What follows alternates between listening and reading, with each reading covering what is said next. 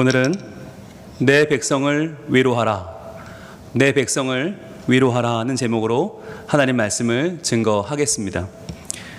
여러분, 지난주에 우리가 담대하게 거침없이 라는 말씀 나눴는데요, 어떻게 한 주간 동안 여러분 우리의 삶에서 담대하게 거침없이 복음을 전하고 하나님의 이름을 영광 돌리는 삶을 사셨습니까? 예, 여러분들 눈빛에 결혼하면 막 묻어나옵니다. 네, 그렇죠. 여러분, 말씀은 그냥 잘 듣고 가는 걸로 끝나는 게 아니라 그 말씀을 들었으면 그 말씀에 여러분 참전해야 됩니다. 대단한 결과를 가져오라는 게 아니고요, 꼭 금메달을 따야만 여러분 되는 게 아니고, 여러분이 그 말씀을 한 주 동안 얼마나 머금고 그 말씀을 두드리고 그 말씀을 찾고 그 말씀으로 사는가는 매우 중요합니다. 여러분들 말씀을 들을 때 반드시 이번 한 주간 나에게 주시는 하나님의 음성으로 알고 그 말씀을 들고 여러분의 삶으로 참전하시기를 축복합니다. 오늘 말씀 같이 보겠습니다. 띄워주시죠. 오늘은 제 76주년 광복절입니다. 광복절, 우리가 일제강점기 밑에서 참 많은 어려움을 겪었죠. 그때 하나님께서 우리에게 다시 한번 해방의 기쁨을 주신 날입니다.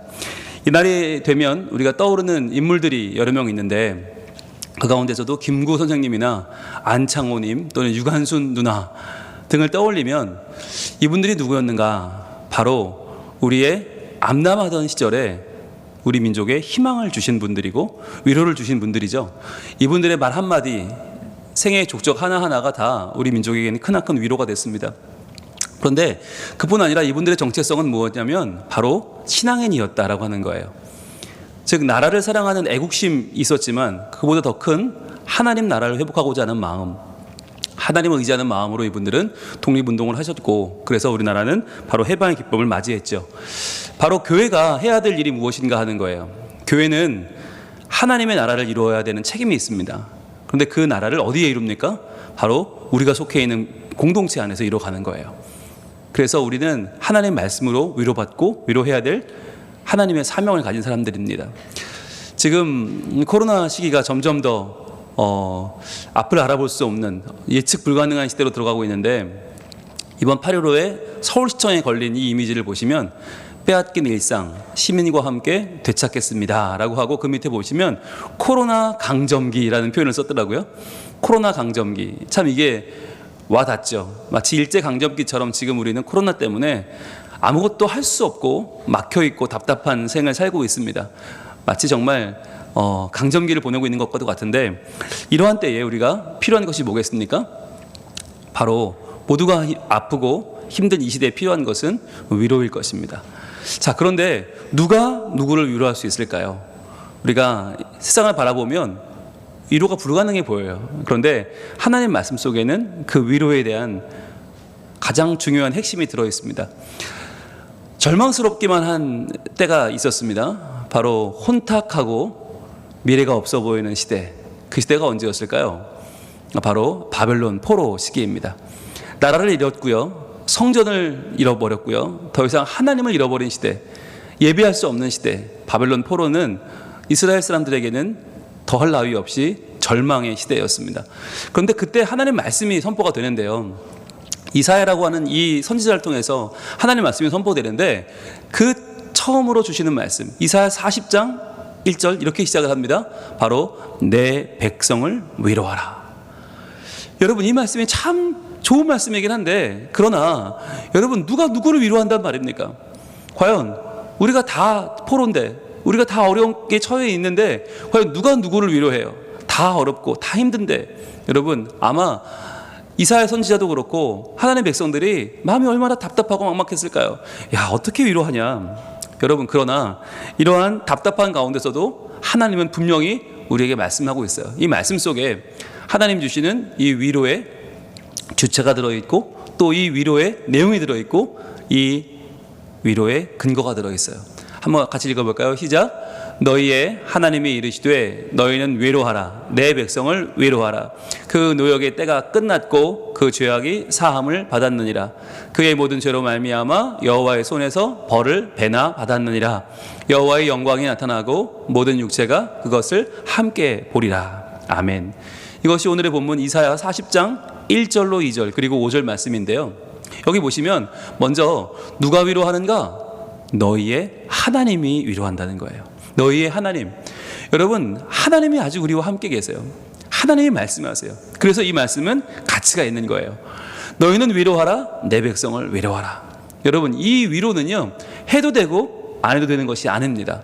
반드시 해야 합니다. 왜? 너희 하나님이 지금 말씀하고 있기 때문이죠. 그럼 뭐라고 위로를 하는가? 그 노역의 때가 끝났고 그 죄악이 사함을 받았다는 거예요.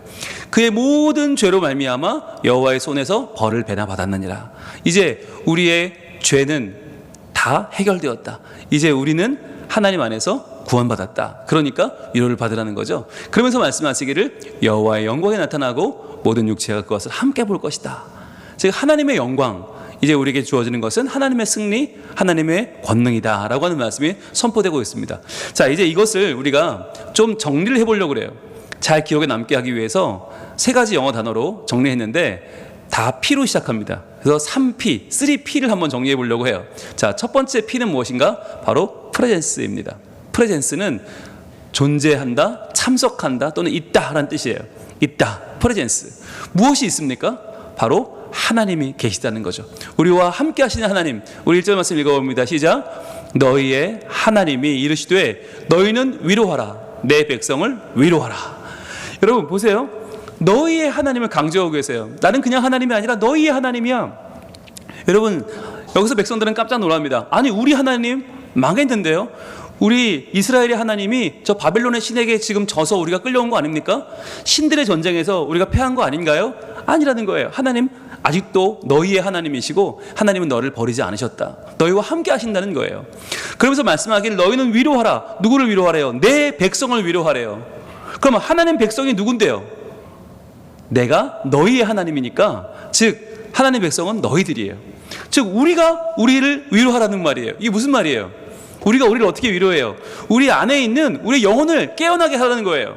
우리 속에 있는 감각, 무뎌진 감각을 깨우라는 거예요. 우리의 속사람을 깨어내서 눈에 보는 것만 보고 귀에 들리는 것만 듣는 우리의 인간적인 나를 깨워내란 말이에요. 그래서 믿음의 눈으로 보고 하나님이 보여주시는 것을 그 소망을 깨닫는 사람이 되라는 말입니다. 이것이 바로 너희 스스로 위로하고 다시 한번 일어서라는 말씀이세요.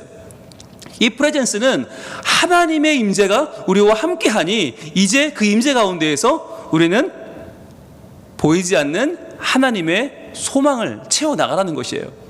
여러분, 하나님은 영이십니다. 그의 영이 계신 곳에 자유함이 있습니다. 여러분, 그의 영을 보는 자, 그를 만나는 자, 그의 손을 잡는 자만 누리는 것이 뭐예요? 참된 자유함이라는 거예요. 그를 보지 못하면 눈앞에 보이는 것만 보면 불경기가 보이고요, 답답함이 보이고요, 질병이 보이고요, 아픔이 보여서 도저히 위로받을 수 없어요. 그러나 보이지 않는 하나님, 너희의 하나님이 너희와 함께 하시니 거기서 우리는 그분의 존재와 그분의 임재로 위로를 얻을 수 있다는 거예요. 하나님이 우리와 함께 하십니다. 하나님이 우리의 하나님이십니다. 여러분, 이것이 얼마나 귀한 말씀입니까? 바로 그의 따스하고 변함없는 임재, 오늘도 함께 하시는, 나와 함께 하시고 나를 건져 올리시는 하나님의 존재가 바로 우리를 위로하신다는 말씀이에요. 그래서 여러분 기억하세요. 우리가 혼자가 아닙니다. 하나님과 함께 있습니다. 여러분, 우리는 혼자라고 느낄 때 뭘 느끼죠? 외로움을 느껴요.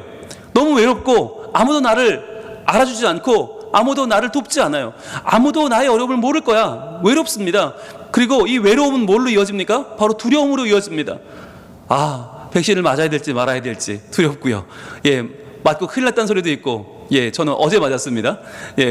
여러분, 우리의 마음은요, 너무 많이 갈등되고 힘들고 어려워요. 왜 그럴까요?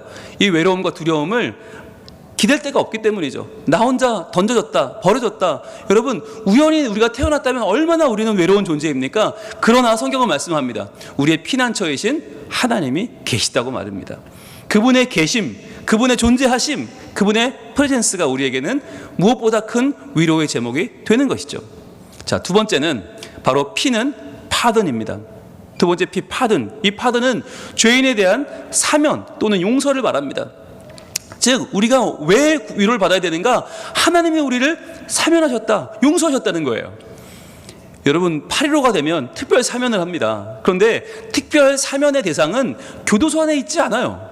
사면의 대상은 바로 우리들이에요. 죄로 가득한 우리들, 아직도 죄를 먹고 마시는 우리들, 우리가 바로 사면의 대상들입니다. 오늘 2절 말씀 같이 읽습니다. 시작. 그 노역의 때가 끝났고 그 죄악이 사함을 받았느니라. 그의 모든 죄로 말미암아 여호와의 손에서 벌을 배나 받았느니라. 여러분 보세요. 그 노역의 때가 끝났답니다. 그 노역의 때를 원어를 보면 전쟁의 때입니다. 전쟁이 끝났다는 거예요. 여러분 죄가 우리 안에 자리하는 한 우리는 계속 전쟁을 치르고 있습니다. 왜냐하면 내 욕심과 내 이기심과 내 죄악된 자아가 하나님의 형상인 나와 계속 싸우는 거예요. 그러니까 마음이 불편하죠. 뭘 해도 행복하지 않고 뭘 해도 우리는 안정을 누릴 수 없어요. 왜? 죄 때문에. 죄가 내 안에 역사하는 한 우리는 계속 전쟁을 치르는 거예요. 그런데 그 전쟁이 끝났다는 거예요. 그 전쟁이 끝났고 그 죄악은 상을 받았다라고 주님 말씀하세요. 이게 무슨 말씀이죠? 바로 하나님께서 우리의 진정한 위로자가 되기 위해서 우리의 죄를 해결했단 말이에요. 여러분 죄가 있는 한 우리는 위로받을 수 없어요. 아무리 위로받으면 뭐예요? 내 속에 있는 죄는 또 나를 전쟁 가운데 몰아넣을 텐데 말입니다.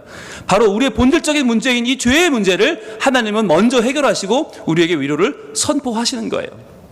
여러분 또 이 말씀, 바로 우리의 죄를, 이 본질적인 죄를 하나님이 해결했다는 것은 무엇을 말합니까? 과연 하나님이 해결했다, 우리 죄를 해결했다, 그것은 바로 우리의 죄를 이제는 완전히 씻어버렸다는 이야기인데 어디서요? 바로 십자가 위에서요. 이제 그 십자가에 예수님과 함께 있을 때에만 우리는 용서와 위로를 경험하는데 이것은 그냥 단순한 해결이 아니에요. 오늘 본문은 이렇게 말씀하고 있는데 바로 2절에 여호와의 손에서 벌을 배나 받았느니라 라고 말씀하세요. 이 무슨 말일까요? 벌을 배나 받았다. 한 번 혼날 거 두 번 혼났다는 얘기일까요? 두 배로 갚아줬다는 얘기일까요? 뭘까요? 이 말은 무슨 뜻이냐면 바로 충분히 온전히 죄를 치렀다는 뜻이 돼요. 온전히 충분히. 그 무슨 말이냐? 우리가 받아야 될 그 죄의 형량을 우리가 아니라 하나님께서 지금 배나 받으셨다. 배나 하나님이 해결하셨다. 어디서? 바로 십자가에서 말이죠. 그래서요 여러분 이 말씀은, 배나 받았다는 말씀은 더는 치를 대가가 없을 만큼 완전하게 해결하셨음을 보여주는 것입니다. 여러분 죄의 삭은 사망입니다. 그러나 그 사망을 인간이 맞이한다면 그것은 우리가 받을 형량을 받는 거겠죠. 그러나 하나님께서 우리를 위하여 이 땅에 오셔서 하나님이신 분이 우리를 위해 죽는다면 그것은 배나 받으신 거죠. 우리 인간이 아니라 하나님의 아들 예수님께서 십자가를 지시고 나를 위해 죽으셨어요. 그것은 바로 내 죄를 더는 치를 대가가 없을 만큼 완전히 해결하시는 배나 받았느니라 라는 말씀이 되는 것이에요. 혹시나 여러분 우리 안에 있는 여러 가지 연약함 때문에, 나의 부족함과 죄악 때문에 지금도 전쟁을 치르는 분들이 계십니까? 아마 계실 거예요. 그렇다면 오늘 이 자리에 그 전쟁을 하나님 앞에 내려놓으시기 바랍니다. 그것을 다 주님 앞에 내려놓고 주님 앞에 나아가시기 바랍니다. 하나님 용서해 주세요. 저의 연약함과 부족함, 저의 그 수많은 죄에도 불구하고 나를 위해서 이 땅에 오셔서 십자가에 죽으신 예수님을 다시 한번 제가 인격적으로 만나고 주님을 나의 구세주로 믿고 나아가오니 주여 나의 죄를 온전히 해결해 주시고 나를 건져 주옵소서. 자, 세 번째는요, 바로 P는 파워입니다. 이 파워는 힘과 권력과 능력을 상징하죠. 여러분 만약에 우리를 위로하는 분이 우리랑 비슷한 분이다, 그럼 무슨 위로가 되겠어요? 우리보다 못하다, 무슨 위로가 되겠어요? 그런데 지금 이 위로를 선포하시는 분은 누구냐? 이 땅의 모든 영광을 가진 분이고 모든 능력과 권세를 가진 분이세요. 오늘 5절 말씀 같이 읽습니다. 시작. 여호와의 영광이 나타나고 모든 육체가 그것을 함께 보리라. 아멘. 여러분 여호와의 영광이 나타난대요. 여기서 말하는 나타난다라고 하는 말이 뭐냐면 베일을 벗는다는 뜻이에요. 베일을 벗으면 실체가 드러나겠죠. 여러분 우리 교회에 만약에 누가 베일을 쓰고 나타났는데 꾀죄죄한 걸 쓰고 왔다, 그럼 우리가 그분을 막 환영하지는 않겠죠. 아니요, 환영할까요? 네, 그런데 그냥 거기 앉아서 그냥 예배 드리다 가시라고. 만약 뭐 꾀죄죄하고 막 냄새가 나고 그러면 우리가 가까이 가기 좀 어려울 거 아니에요. 그럼 그냥 예배하다 가세요 이러겠죠. 그런데 그분이 베일을 벗었는데 와, 그 안에서 만약에 한나라의 임금님이 나타났다, 뭐 한나라의 대통령, 뭐 국회의원, 우리가 한 번에 알아볼 수 있는 너무너무 유명한 사람이 나타났다면 어떻게 하시겠어요? 와, 우리가 그 사람 바라보는 눈이 달라지겠죠. 여러분 이렇게 베일을 벗으면 그 사람의 실체가 드러나게 되는데 그것이 바로 여호와의 영광이 나타난다라고 하는 동사예요. 즉 사람들은 지금 하나님을 몰라요. 하나님의 영광이 얼마나 대단한지를 모른단 말이에요. 보지 못해요. 그런데 하나님이 베일을 벗으시는 순간 모든 사람은 볼 것입니다. 아, 그분의 영광을 볼 것이에요. 하나님께서 우리와 함께 하시면 그 영광이 우리에게 주시는 하나님의 은혜가 되고 하나님의 능력이 되는 거죠. 그래서 그것을 보는 누가 봐요? 모든 육체와 것을 함께 보리라. 우리만 보는 게 아니라 우리의 대적도 보고 우리의 모든 옆에 있는 사람이 다 함께 보고 함께 주님을 찬양하며 주님을 높이게 된다는 뜻입니다. 바로 이것이요, 우리가 한 번 주님을 믿고 마는 것이 아니라 그분에게서 계속해서 얻게 될 그분 안의 승리, 그분 안에 누릴 우리의 삶의 기쁨을 나타내 보여주는 것입니다. 여러분, 하나님은 어떤 분이세요? 그는 만물을 지으셨어요. 만물을 통치하시는 분이세요. 그분이 우리를 위로하세요. 여러분, 만약에 하나님이 대한민국만 지었다, 이래도 대단하지 않습니까? 뭐 부산만 지었다, 사고만 지었다. 근데 그게 아니라 모든 만물을 다 지으신 분, 그분이 만물을 통치하시는 그분이 우리에게 말씀하는 거예요. 너는 위로하라. 너는 내 백성을 위로하라. 말씀으로 위로받고 위로하는 삶이 되기 위해서 그 만물의 하나님께서 우리에게 다가오고 계십니다. 이제 만물이 그의 영광을 노래합니다. 만물이 각자의 방법으로 오케스트라가 되어서 하나님의 영광을 노래하고 그분의 능력을 찬양하는 거예요. 여러분, 이것이 하나님의 위로를 받은 백성이 살아가는 방법입니다. 우리는 그냥 한 번 구원받고 한 번 도움을 얻고 아예 감사해라 끝이 아니라 이제 앞으로 우리는 매일매일의 삶에서 하나님을 찬양하며 영광을 돌리며 그분을 높이며 살아가는 거예요. 이게 구원받은 자, 하나님의 진정한 위로를 입은 자가 살아가는 삶입니다. 그래서 이제는요, 우리 삶의 목적은 우리가 잘 되는 게 아니에요. 내가 돈 좀 더 벌고 더 내가 이름 나는 게 아니라 이제 우리의 삶의 목적은 바로 하나님의 영광입니다. 그분의 영광을 찬양하고 그분의 영광을 노래하고 우리를 구원하신 그분, 우리를 살리신 그분이 얼마나 놀라운 분이신지를 이 땅 가운데 우리는 보여주는, 선포하는 삶을 사는 것이죠. 여러분, 그래서요, 이제 그분의 영원한 영광, 영원히 세세토록 노래할 그분의 영광을 우리는 이제 그분 안에 동참하는 거예요. 그 영광 안에 들어가서 그 영광으로 그분을 바라보고 그 영광으로 하나님을 노래하는 그것이 바로 우리가 이 땅에서 살아갈 우리 삶의 사명입니다.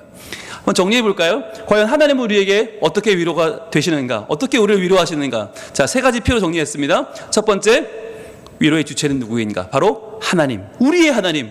우리의 하나님께서 프레젠스, 우리와 동행하시고 그분이 계시고 임재하셔서 그분이 우리와 함께 하심이 우리의 위로가 되죠. 어떻게요? 바로 파든, 우리의 죄를 사면하시고 우리를 용서하시고 그분은 우리의 모든 죄를 배나 받으시고 십자가에 우리를 위해 죽으시고 우리를 이제 참으로 위로하십니다. 그리고 마지막으로 영원한 그분의 파워, 그분의 능력과 권세, 영광을 받으실 그 하나님이 우리의 위로자가 되십니다.